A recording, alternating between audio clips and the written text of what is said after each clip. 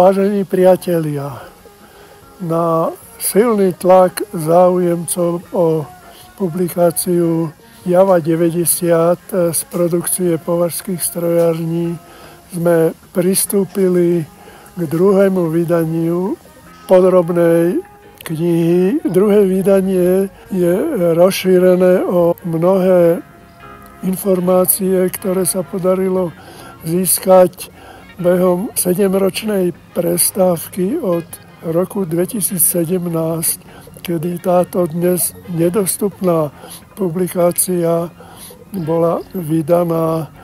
Tento civilný typ, vlastne civilný odvar súťažného motocykla Tatran bol určený prednostne na americký trh, kde konkuroval v tom čase Japoncom. Doplnil som ju o zvláštne hodnoverné údaje týkajúce sa aj platby za použitie znaku. Dnes sa tomu hovorí, že logo firmy Java, a aj špeciálnych údajov o podobnom probléme, ktorý mali Považské strojárne s Kopšivnickou Tatrovkou.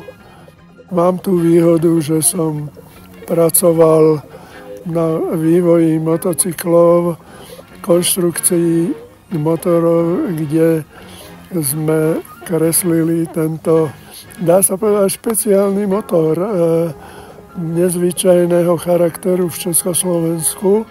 Publikácia je určená nadšencom motocyklov vyrábaných v Československu a na Slovensku.